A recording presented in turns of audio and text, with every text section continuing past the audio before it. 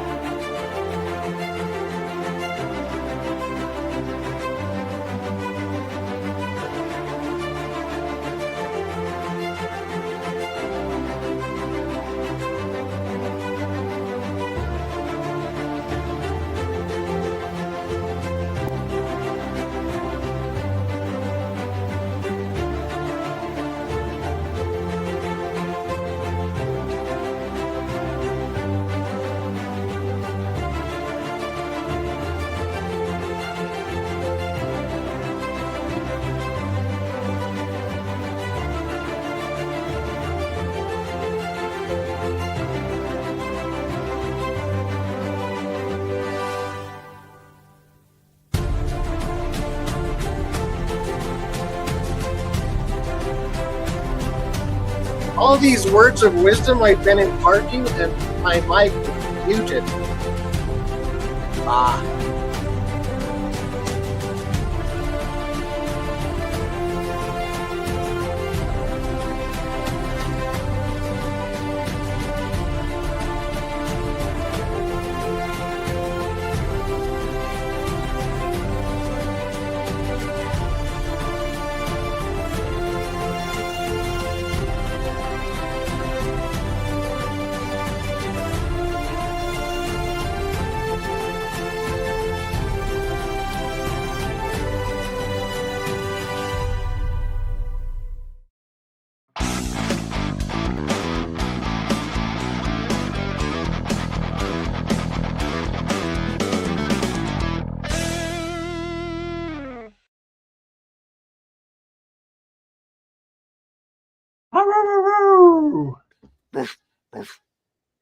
Hi.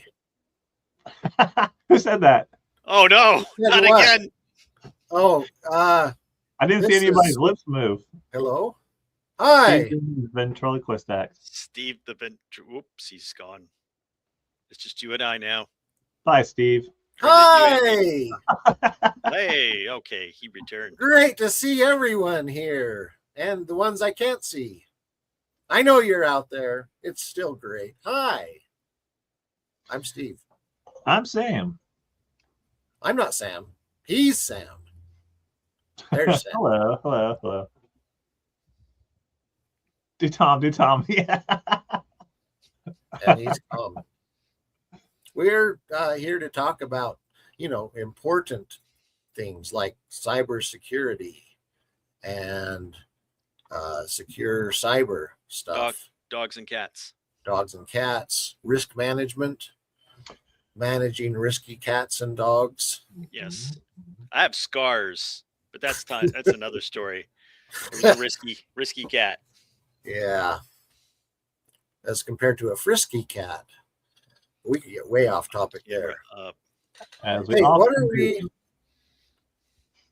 This is like a serious show. What are we talking about? I'm getting these mysterious instructions to move in weird ways.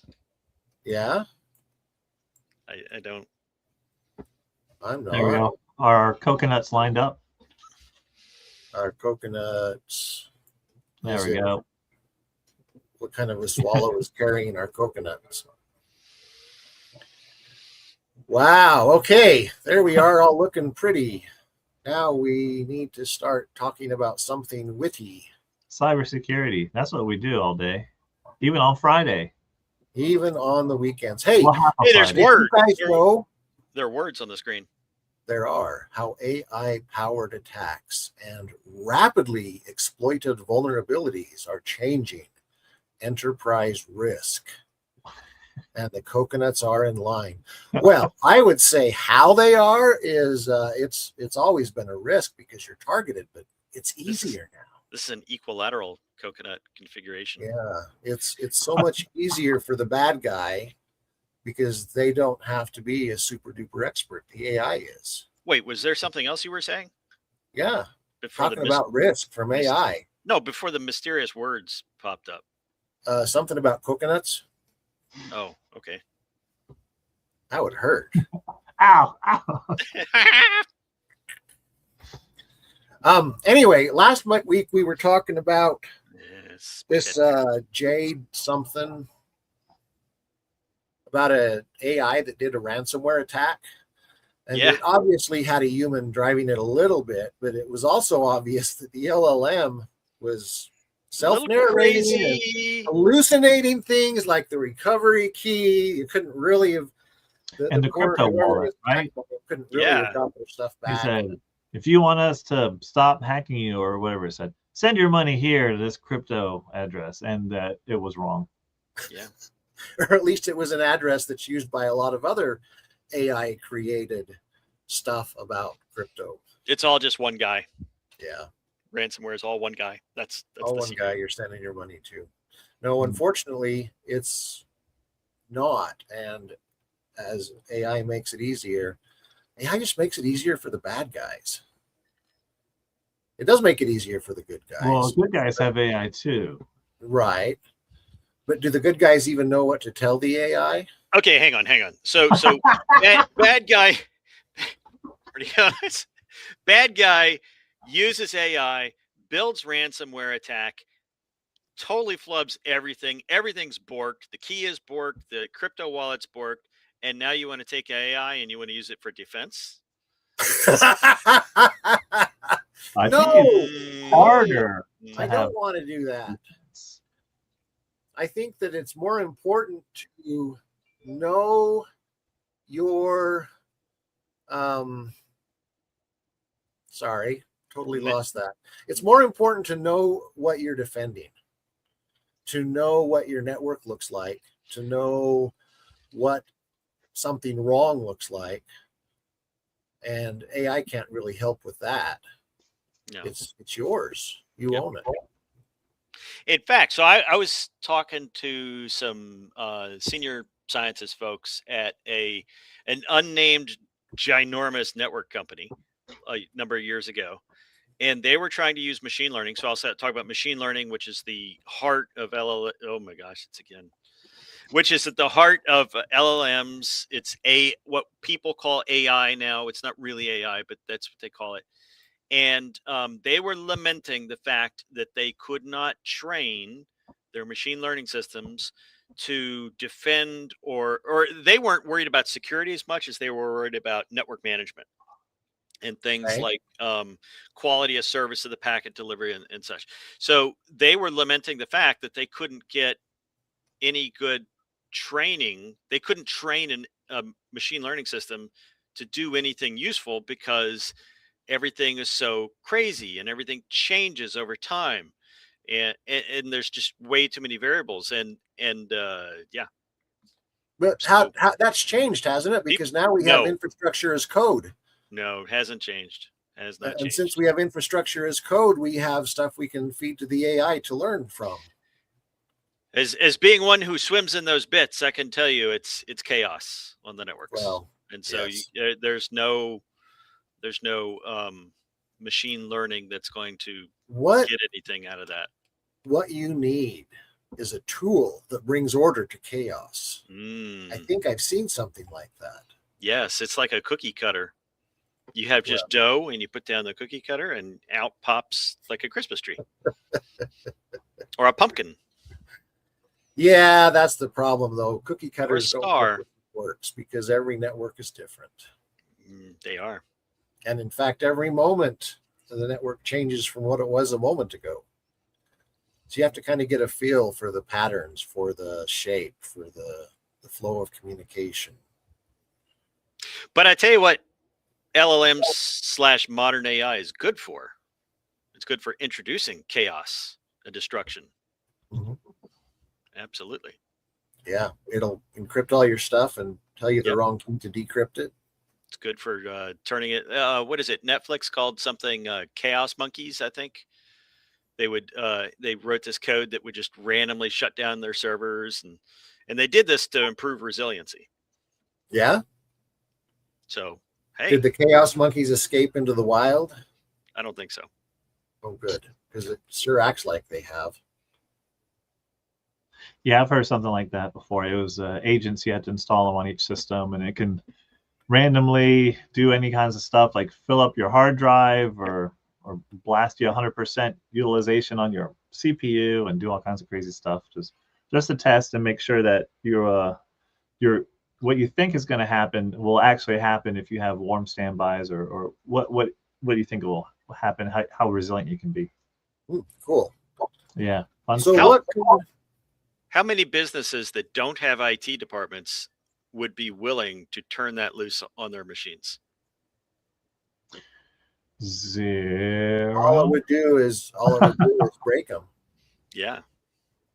You do need to have a bit of a process on hand beforehand before you try and test your resiliency, or it just breaks you.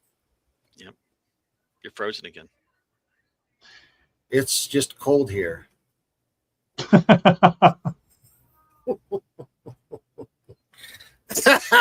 That's a great picture. Yeah. It has a tail. I see it has a tail, so we know it's a monkey. That's a second monkey's elbow. Is it? We can't tell. Oh, what's happening? Oh, yeah, it's a tail. It's a tail. It has a tail. It's a monkey. You are good at extrapolating from minimal information. Yeah. Or it could have been a bear.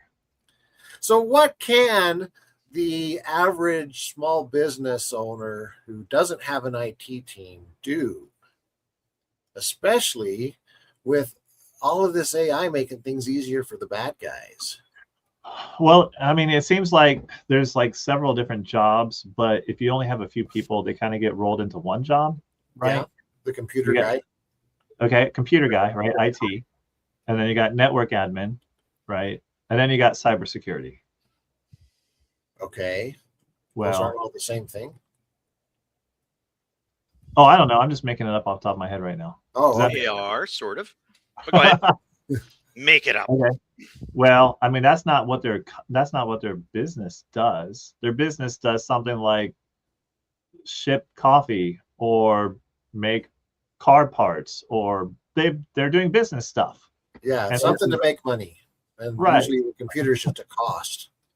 Yeah. Just something necessary that they have to use as a tool, and it's just a cost, and it doesn't directly relate to them making money. So at a certain point, they say, oh man, a lot of our employees are getting locked out of their emails every day. We need an IT guy here. We need to fix our computers all the time to warrant hiring right? I don't know. Do they? I mean, supposedly Microsoft keeps coming out with newer, greater stuff. They put the AI right on the desktop. I'm so glad Windows is all fixed up and bug free now. Yes. And for a minute there, it looked like they were going to start recording your desktop and keeping a trail of everything that you did so you could go back and undo and recover. And that went by the wayside pretty quick. Turns out people don't want to be spied on like that. Yeah, it's like flock cameras for Windows. But that was a big thing there for a couple of months. What do people do? I think, so Mac did, or Apple did that with Macs with Time Machine. Yeah. But that's more like version control of files. That's not like taking screenshots of your desktop, etc. Did we lose Sam? Is Sam? Oh, we might have. Oh, there he is. He's back. Okay. I float around as I'm needed. Okay. They're taking pictures of our TV every few seconds and sending them back somewhere to see, so they know what we're watching. You heard about that, right? What? Yeah. Oh, yeah, some TVs. Yeah, I don't get those TVs. In fact, that goes back to the whole small business thing. So I think if you're a small business, this is going to sound horrible, and it's like, but stay away from technology. Right. So, yeah. So the idea has been, I remember the time before computers and everything was paper and pencil and typewriters and filing cabinets and rotary phones, all the good things in life. And computers brought spreadsheets and word processing. Those are the two big ones. And then later databases to small businesses so that they could do the digital transformation. So instead of keeping everything on paper, you could have it digitally. And that meant you could search through it, you could sort it, you could print derivative reports of it. And that's all great, right? But then they kept taking a step further. And now you look out there and there's like a million different web services. And they're like, oh, that looks like that little web service will help me. And so I'll subscribe to that one and I'll get that one and I'll get the streaming service and I'll get that. And that creates chaos, right? Yeah. When you just randomly, willy-nilly just start grabbing all the shinies off the internet and putting them all together. Yeah, so stay away from technology. Woo! So not only is everything that you have or use increasing your attack surface total, right? But you're also like increasing the number of upstream, you know, places that vulnerabilities can come from. Yeah. Right. Yeah. Supply chain attacks type of event. You're sharing your insides with the outside, right? So when you connect to all these things, or you have these tight links to other places, and they have access to your equipment, or you have access to their equipment to the internet, that means you're not just at risk of you being attacked, compromised, scammed, conned, whatever, but if they get attacked or break or whatever, then you pay the price. Yeah. You're taking on all of their risk. It's not reducing your risk at all. It's adding their risk to your risk. Yes. And quite often it's not worth whatever benefit you got out of it. It was just a shiny toy type of a purchase. Yeah. So is it worth it? Is it worth to have all these connected things, interconnected things? Everybody so what I've seen, this is just my perspective, my 2 cents, is everybody thinks, oh, but it's worth it for the convenience. It's worth it for the extra things. It's worth it until something bad happens. And then they're just like ruined. And, that kind of sucks. People don't like that when that happens. The whole study of risk management. You guys have heard about the black swan theory? Mm-hmm. No, tell me. So in risk management, there's this idea that you can predict a lot of the things that can go wrong, but you can't predict things that you've never seen before or never heard of.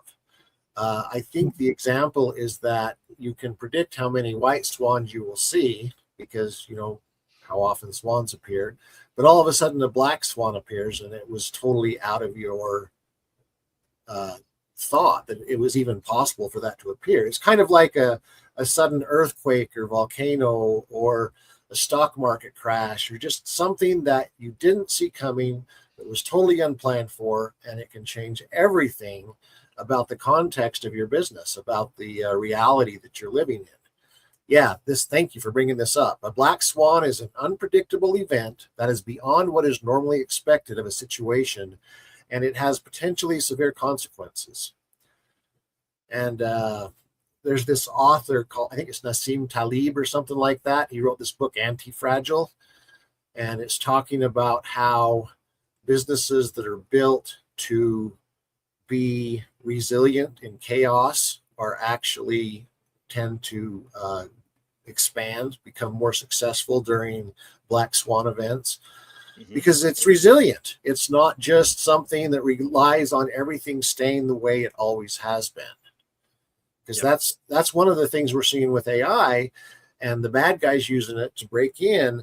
Things do not stay the same they always have been. Just because you haven't been hacked yet doesn't mean you won't be hacked next. Yep. Here's so black swan events happen. They're guaranteed, right? They're guaranteed to happen. That's the first thing everyone's got to understand. It's not like it might happen. It will happen. It's just when and to whom and how big's the blast radius. But the AI, I was thinking about, like you're talking about the people with AI attacks, and why are AI attacks scary, or perhaps what is the additional risk introduced by AI attacks? And risk could be increase of probability or increase of consequences, right? But think about the AI companies. So we have, I'll just name two big ones, Anthropic and OpenAI. Neither one of these we could sit back and say is a very profitable or a profitable at all company, Yeah. right? They are struggling. They truly are struggling. They've got this really, really interesting technology. They're racing ahead with it. And so they both have chat services that they offer users, and they both have what I'll call programming assistance services that they offer to users. And it's cheap. It's very cheap to use these services, relatively speaking. So when a bad guy goes and attacks somebody with AI generated ransomware attack, let's say it was planned out and all the things were, it what that bad guy is doing, what that adversary is doing, is they're leveraging the losses that are being incurred by Anthropic and Open AI, meaning that they are running these massive supercomputing clusters, lots of graphics cards, basically, and they're giving it to people way below cost. And so when someone uses AI to break into your stuff or do anything, they're being subsidized by the big companies, by OpenAI, by Anthropic.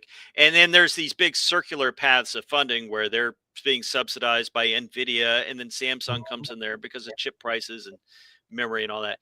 So it's AI is not inherently dangerous. It's simply being subsidized. It's a compute that's being subsidized by other people, so that to launch this attack, you would have to have a lot of people do a lot of work to do something. But here you've got some company, like to do the work for you.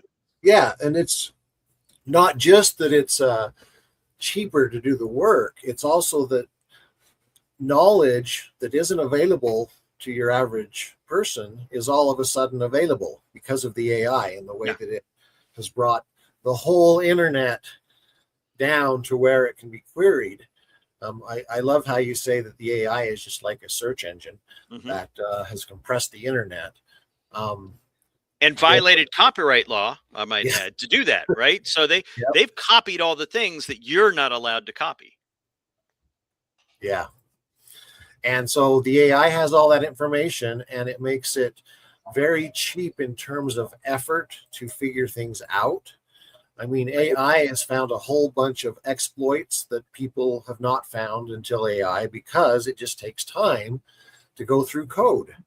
It takes time to understand why something could cause a problem. It takes time and expertise that most people don't have.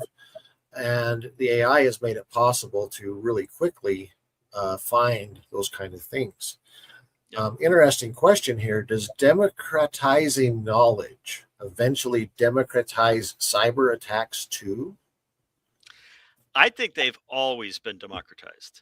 Yeah. Always. I mean, I think way back, I started hacking back in the last century, in the 80s. And clear back in the 1900s. Back in my days. In the mid 1900s. Yeah. And I mean, it's a meritocracy, basically. It's a true meritocracy, and anybody could jump into it, and it doesn't take much. It just takes effort. It takes time. It takes dedication. And modern systems, people just copy code from someone else and run it, and that's your archetypal, your script kiddie.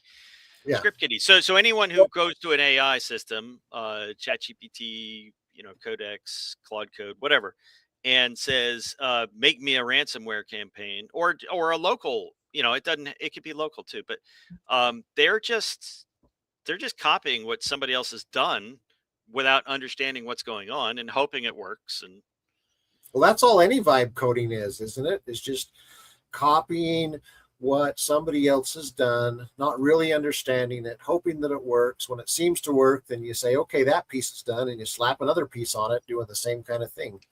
Yeah. You're just going by your vibes, man. You get something out there that kind of seems to work until it hits. It doesn't even take a black swan to take things like that down. It just So normal today, life. today, let's coin a new term that the whole Okay. world, it's going to take the world by storm. You ready? Vibe crime. A vibe crime. Vibe crime. Hey man, what you doing on Friday? I'm doing some vibe crime. So vibe cyber crime, using an LLM to commit a crime. You Well, don't once really we have know what you're doing. robots, Oh, that's once we have true. robots, it's going to be Yeah. everywhere. You know. We need The a counter campaign about how vibe crime is lame. Yeah. Just say no to vibe crime. Yeah, exactly. Vibe crime, you're just showing off your ignorance. Well, since we're keeping up with the news, Are we? we're always I thought thinking we about left it long like, the behind. future. There's a new exploit just came out, and then we had to patch it, and then another new thing came out, and we're worried about like all this innovation and stuff.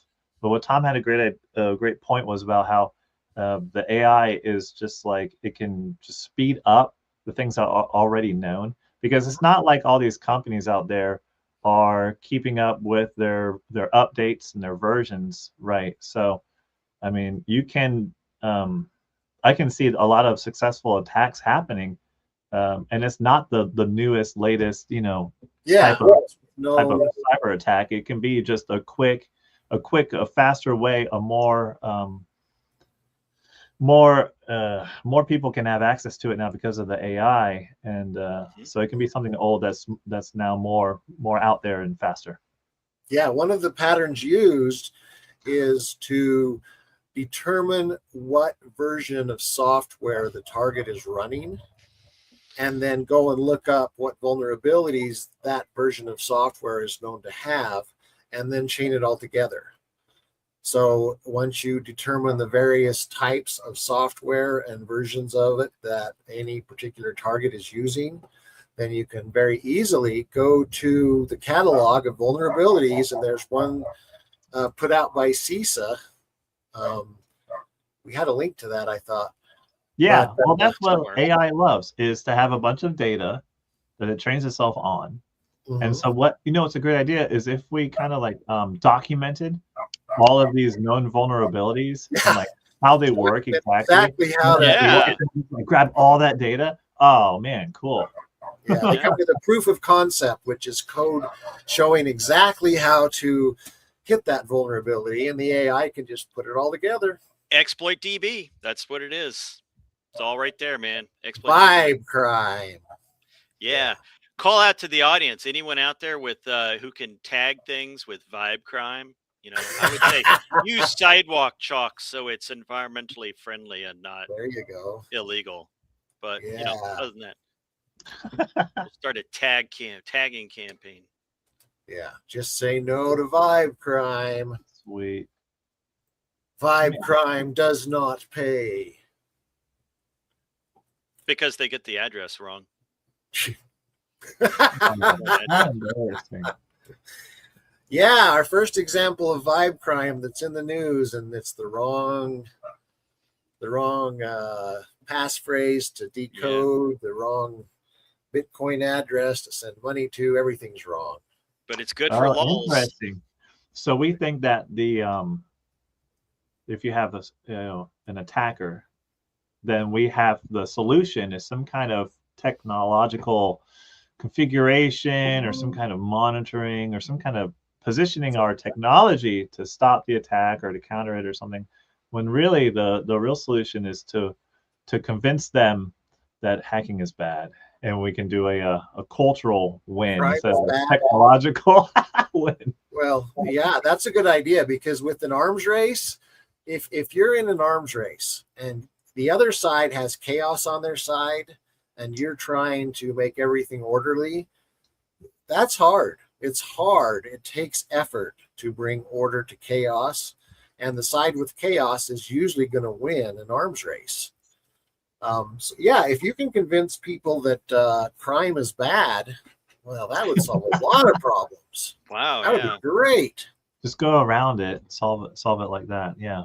Why are they doing the cybercrime? Why were they doing the ransomware? Yep. Just for lulz, probably, because they sure didn't make any money off it. Was it just vandalism at that point? I think proof of concept. Yeah.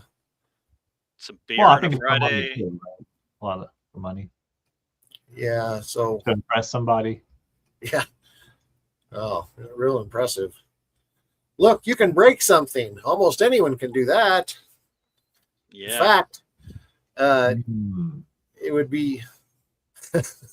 I love this comment. Vibe crime. Getting legal and tax advice from an LLM when the database it was built on is horribly out of date. So does that mean it's a vibe crime if the LLM told you something wrong? No, it's when they come after you because you did the wrong thing based on the bad advice. Yeah. Okay.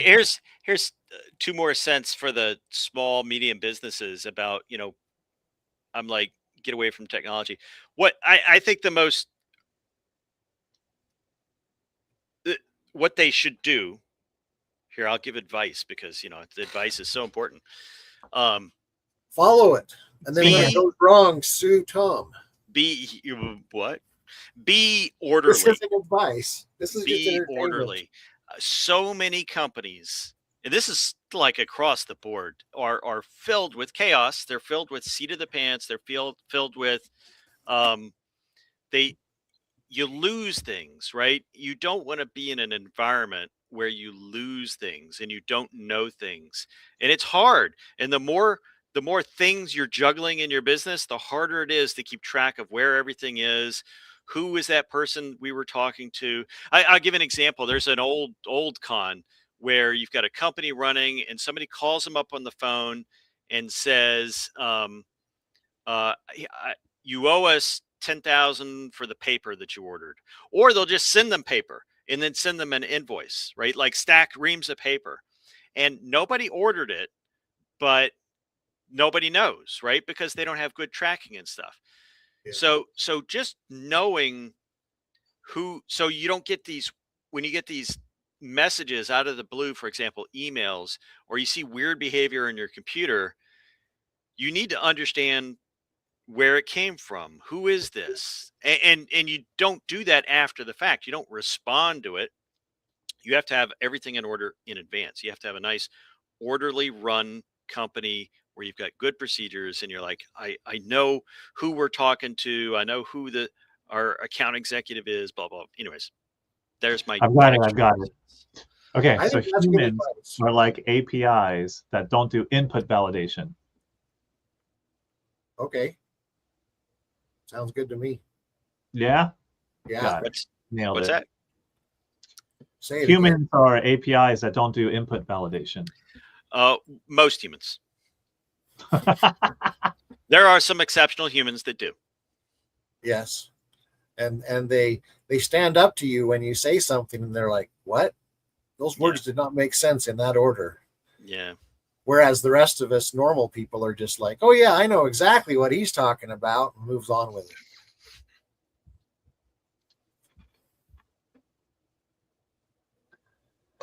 Well, what's our next story?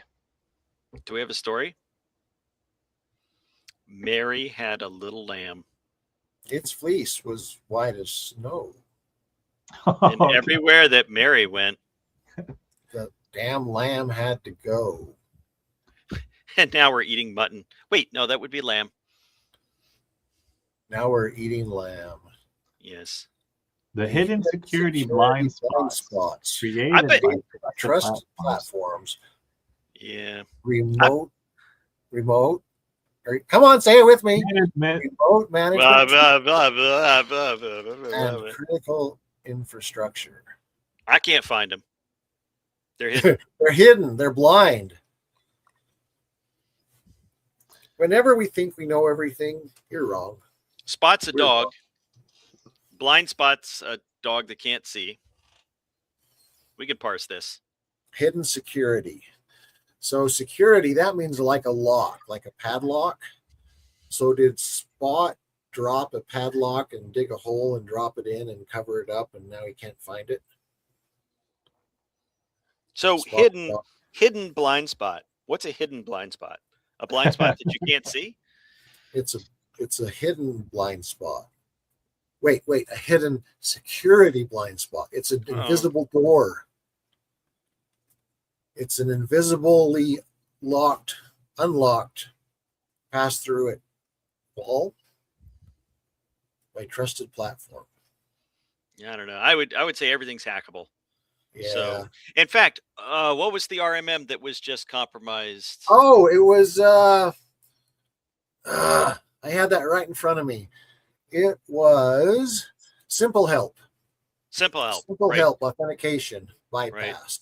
Let's like the IT gurus, your IT management guys come into Mhm. your computer remotely and help you with stuff like, help, I can't get my printer to work. Well, let me log Yeah. into your computer that class of tool is called RMM. It's used by guys that manage IT stuff remotely, and it's an open door from your computer to the world. And what happened? Oh, they found that anyone could break in and let's see. So they just the attacker can create a new account and log in without valid credentials. So once inside, of course, the attacker has elevated privileges, access to everything, and then they can go on to use your computer to hack others, to deploy ransomware, Search your files, steal your data, whatever. connect to your bank, whatever. And Simple Help is an RMM, a remote management manager. I don't know what RMM stands for. Monitoring and management, remote monitoring and management. And there's lots of these, and most of them are doing their best to be secure, but everything has holes. Yep. The more cool things you have on your computer, the more likely it is that you have a hole. I mean, look at SolarWinds. So Simple Help had no chance. If SolarWinds could be hacked, and SolarWinds is used by tons of MSPs, managed service providers, to manage computers for clients, and it gives them all the info and control that they need to control the computers. And SolarWinds was compromised by a really elaborate supply chain attack. But the fact that even SolarWinds was hacked, something like Simple Help, these guys have no chance. So this goes back to you have to expect bad, and what Steve was saying earlier about the people that are successful, the companies, the organizations, entities that are successful are the ones that accept the fact that you will have bad events, and you plan for how to recover from these bad events. And you don't just let things go. You don't just like put on blinders and say, I hope nothing happens. They don't react to the chaos. They proact. They culture it. They don't culture the chaos. They culture order. Oh, what does? They get ready for it. Oh, okay. Companies who are successful. Oh, successful ones. Yeah, successful ones engender order and try to make things. But part of that is being ready for the chaos. They don't accept uncertainty in their infrastructure. Right? Successful companies do not tolerate uncertainty in their infrastructure. So imagine if your bank rolled dice every day, and if it was a 7, then you got access to your bank account. If it was not, then you didn't. How could you run a business? I'd be giving them some loaded dice. Yeah. Hey, one called LinkedIn user says they were mailed fake UPS money orders. Could you send us some? We're running low, and on our fake money orders. Yeah. We need extras. Yeah, they just want us to cash it for them, and we get to keep like 30% just for doing that simple service.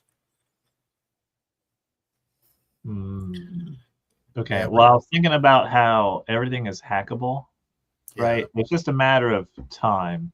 And Tom doesn't like it when I say this, but there's a certain amount of feasible. Like what's it takes a certain so your passwords and your security defenses, they're all hackable given enough time or compute power. right? Resources. Yes. And so as time moves on, our computers are all becoming faster and can do more stuff. Yep. And, right? Okay. So eventually they'll get to the point where we have enough compute power to crack these encryptions, right, that we have now. We think this is hypothetical, but it's not guaranteed. It's hypothetical, but so far it's been proven correct. Everything eventually is hackable. So now that makes me think that all of our computers and computer systems are perishable. Yes. And that makes me think of them as Food? So you want to throw away your moldy computer system. It's like eating sand. Well, a computer is full of chips, and I do like to eat chips. So sandy chips, yes. Silicon chips. You can embrace the fact that nothing lasts forever. I'm still waiting for the part while we have them. Which part do I don't like? I'm still waiting for that part. Oh, about what's feasible or not. What? Well, there's quantum computing that's starting to come out, and that makes a lot of this stuff quickly hackable. I would say that something is secure, mostly secure now, because it's not feasible for somebody to hack it given the compute powers of the times. Required, yeah. So I can say something about that. Okay. So you were talking about encryption, really, sort of in a tangential way. Information goes moldy. So whatever information you're protecting eventually becomes unusable. And so when you protect that information, you want to use whatever strength of protection is required to more or less prevent someone from getting into it before it goes moldy. So your encryption, if it takes 10 years to hack, but your information expires in 5 years and goes moldy, then it's okay? Yes, absolutely. 100%. 100%. Yep. That makes sense. Shelf life. Yes. The shelf life. Okay. Yes. And then the problem with, you're talking about moldy computers and stuff, with small, medium businesses is they don't refresh their infrastructure. Yeah. Right. Because they don't see that as an expense. It's hard to justify that expense. And so their stuff becomes easier and easier to get through, but their information, but they keep putting new information in it. Yeah. So, it's like the wrapper goes bad and and there's plenty of businesses and households even that are hacked, not because they have any particular value in themselves. They're just used as part of a big botnet. They're just used as part of a, I can't find the word I'm looking for, but basically you don't have to have, they're conscripted. You don't have to have valuable information for your stuff, your internet connection to be of value to a bad guy. And in fact, just last week in the news, it was talking about a huge botnet that the FBI took down that was based on smart TVs. Yeah. It's not a good idea to think like, oh, what's the hacker going to do? Look at my beach pictures? No, just the fact that you have some hardware, you have an asset, which in itself is compute power, and that's something that they can control and use against good people. Yep. They're going to use it to hack into a hospital and turn off the life support for everyone. Yeah. That's what they're going to do. Can we get the hackers to hack the other hackers? Yeah, they do that. That does that. Yeah, that's the thing. You also get a company that comes out and it's in the news because they've had ransomware or something, and other hackers say, oh, there's a soft target, and they get hit again. Oh, no. And again. Yeah, it happens. It happens.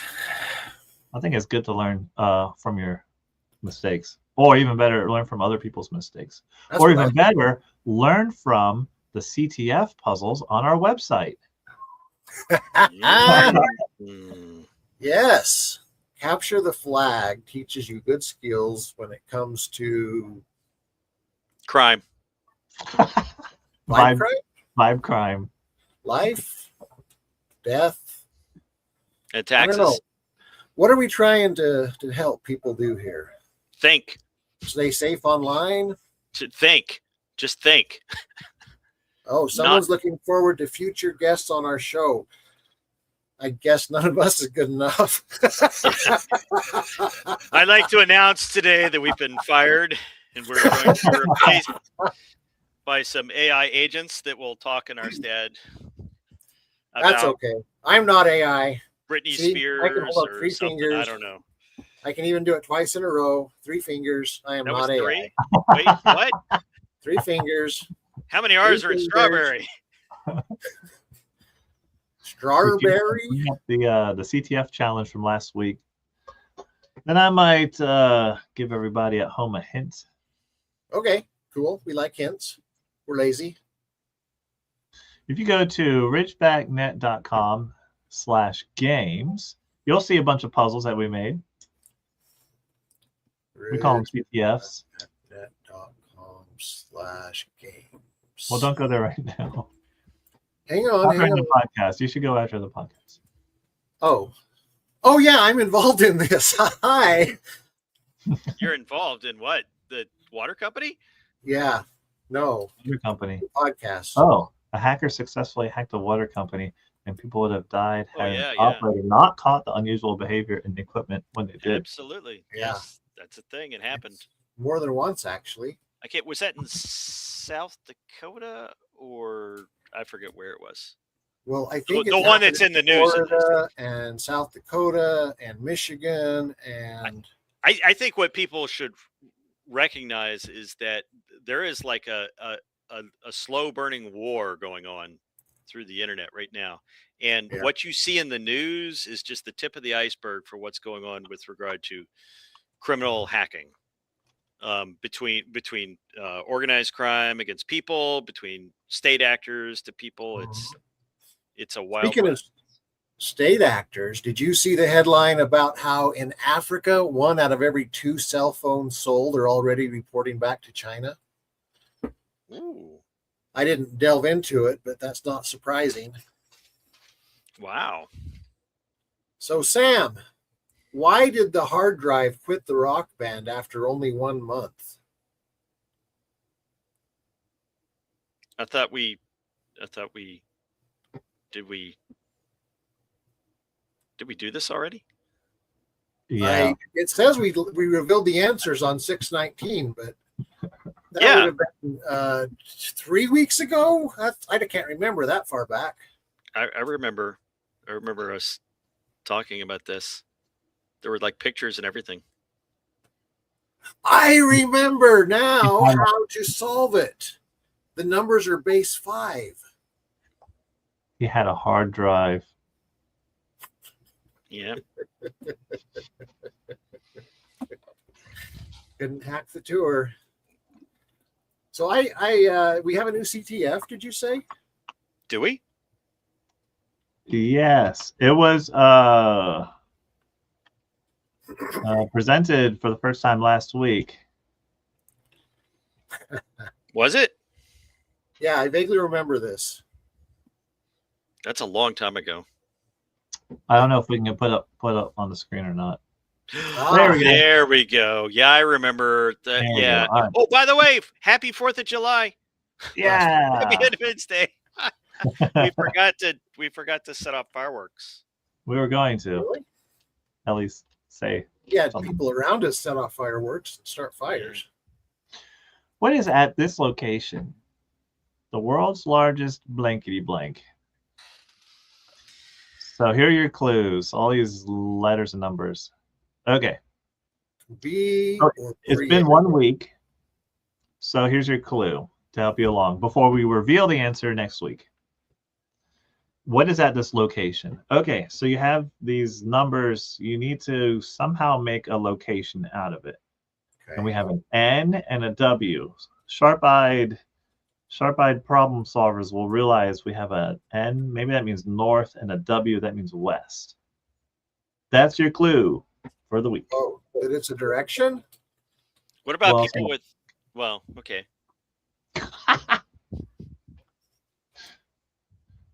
These look like potentially hexadecimal digits.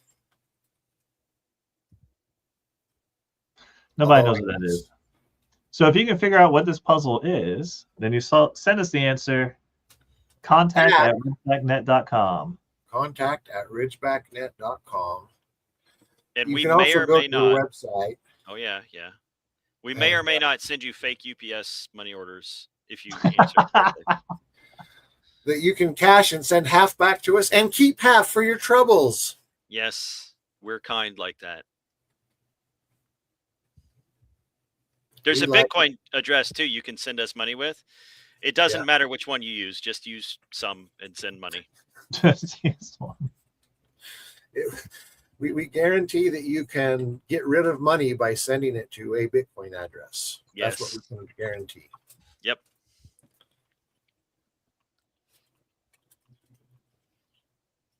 All right. Any more comments from the crowd? We have,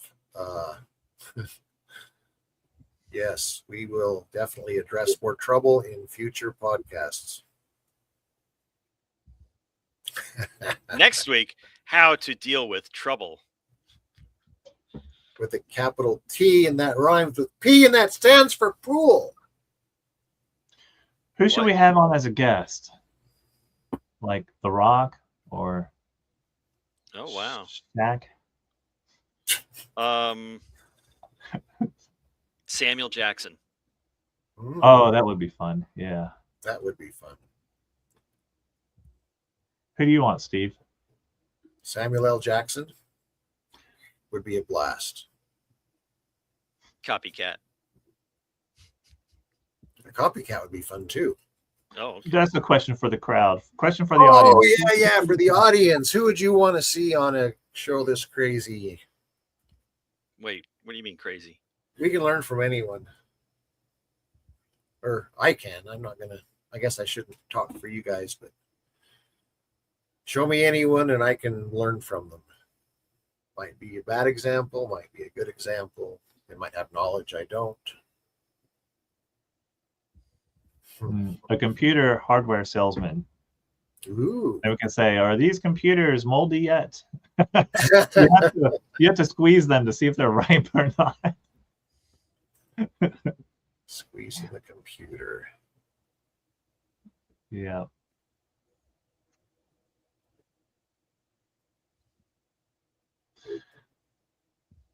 All right. Well, I think that's our show for the week. Thanks for joining us. We actually stayed on topic for most of the time. More or less. What Good topic? Cybersecurity. Oh, okay. Yeah. And vibe Order crime. from chaos. Vibe crime. I wish I had sunglasses. Vibe crime. If I had sunglasses on that I could put on and say vibe crime. Vibe crime. Stay safe from vibe crime.